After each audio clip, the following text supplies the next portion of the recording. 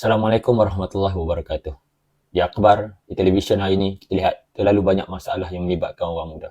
Generasi kita yang lebih dewasa sering menggambarkan orang muda ni sebagai satu generasi yang fragile, rapuh dan lebih sinonim dengan masalah-masalah sosial yang berlaku pada hari ini.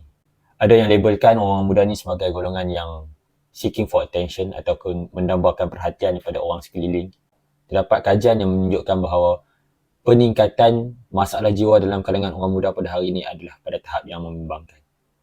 Dalam satu artikel yang dipublish atau diterbitkan oleh Berita Harian pada Mei 2023, saya bacakan sedikit statistik, menunjukkan dari sudut pemikiran bunuh diri, persentage orang muda yang berfikiran seperti itu adalah 13.1%, yang mana itu adalah satu tahap membimbangkan, melihatkan pada tahun 2017, jumlah ataupun peratusannya adalah lebih rendah, iaitu 10%. Manakala statistik pergaduhan dalam kalangan remaja, terutamanya berusia daripada 13 ke 17 tahun, juga meningkat. Secara keseluruhannya 16% orang muda terlibat dalam pergaduhan, dan masalah ini sebenarnya lebih kritikal apabila melibatkan remaja-remaja lelaki, yang mana peratusan yang ditulis dalam artikel tersebut adalah 19. Jadi di manakah silapnya? Kalau kita sekadar nak tuding jari kepada orang muda, saya rasa itu satu perkara yang tidak adil. Kerana kita adalah sebenarnya generasi yang membentuk generasi muda hari ini. Generasi kita dan generasi-generasi yang lebih tua. Saya kongsikan beberapa dapatan kajian yang saya boleh sandarkan sebagai satu punca kegagalan generasi muda pada hari ini.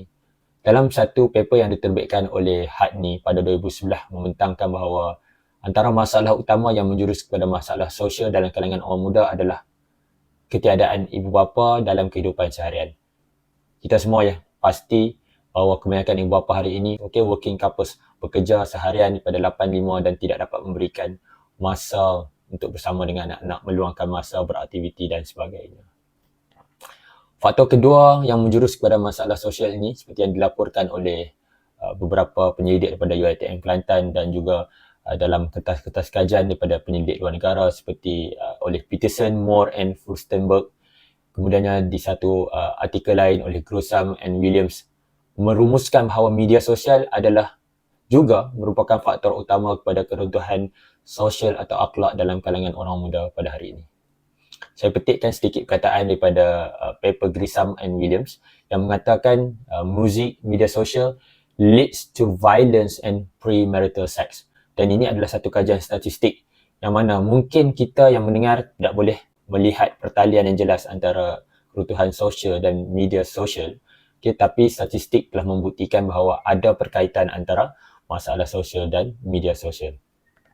Manakala paper yang ditulis oleh Peterson juga merumuskan bagaimana pendedahan kepada adegan-adegan berunsur seks di media sosial dan juga di kaca-kaca TV sebenarnya membawa kepada orang muda ni nak mencuba-cuba. Ini semua telah dibuktikan melalui statistik.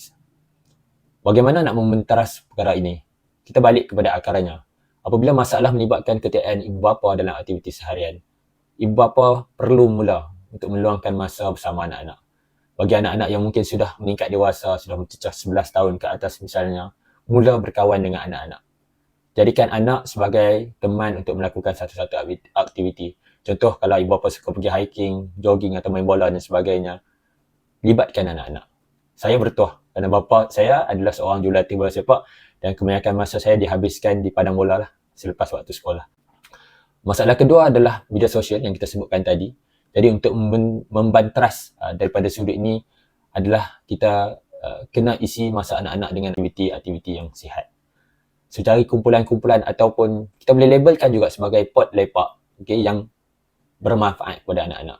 Saya bagi contoh seorang sahabat saya di Perlis, mungkin ada yang kenal, saudara Iqbal, yang mana dia cuba berkawan. Di usia 30-an dia cuba berkawan dengan anak-anak muda yang berusia seawal usia 10-11 tahun. Bagaimana pendekatan yang digunakan bila anak-anak muda ni minat muzik, dia pun galakkan mereka untuk bermain muzik. Tapi diselitkan dengan aktiviti manfaat. Contohnya, lepak-lepak dan sebagainya, sampai waktu isyak, semua pergi ke masjid untuk menunaikan solat. Walaupun kita tak nampak kesan pada waktu tersebut, tapi lepas beberapa tahun saya dapat lihat anak-anak muda yang berkawan dengan saudara Iqbal ni, menjadi manusia yang baik.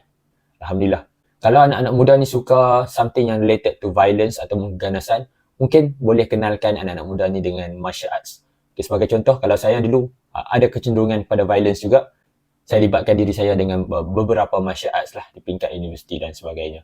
Dan Alhamdulillah pada hari ini, pengalaman-pengalaman yang telah saya lalui, perubahan-perubahan yang saya sendiri lalui telah melahirkan siapa saya pada hari ini. So, ini masanya untuk kita bertindak. Terima kasih.